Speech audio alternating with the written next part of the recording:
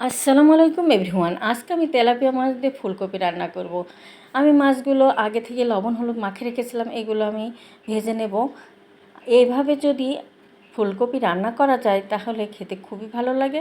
অনেকে আছে ফুলকপির গন্ধের জন্য খেতেই চায় না। এবার আমি মাছগুলো উঠে নিয়েছি, এবার ওই তেলের ভিতরেই আমি ফুলকপিগুলো ভেজে নেব সামান্য লবণ হলুদ দিয়ে।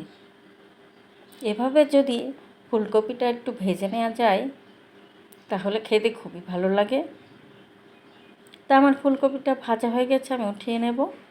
এবার প্যানে পরিমাণ মতো তেল দিয়ে দারুচিনি এলাচ তেজপাতা দিয়ে নিয়েছি, দিয়ে একটু নেড়ে নিয়ে আমি 1 চামচ পরিমাণ পেঁয়াজ পেস্ট, 1 চামচ রসুন পেস্ট, 1 চামচ আদা পেস্ট, 1 চামচ শুকনো মরিচের পেস্ট, 1 চামচ সরিষা পেস্ট দিয়ে একটু নেড়ে নিয়ে পানি দিয়ে দিয়েছি। স্বাদ মতো লবণ, 1/2 চামচ হলুদের গুঁড়া, 1 চামচ ধনিয়া গুঁড়া, 1 চামচ জিরার গুঁড়া দিয়ে মশলাটা একটু সামান্য পানি দিয়ে খুব ভালো করে কষে নিয়েছি।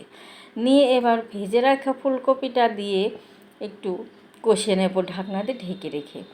তা আমার ফুলকপিটা কষানো হয়ে গেছে, এবার আমি ঝোলের জন্য পানি দিয়ে দেব। এবার একটু ঢাকনা দিয়ে ঢেকে রাখবো ফুটে ওঠার জন্য।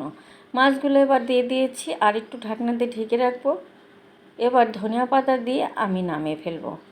তা আমার হয়ে গেছে রেডি। তা কার কার ভালো লাগলো? আল্লাহ হাফেজ।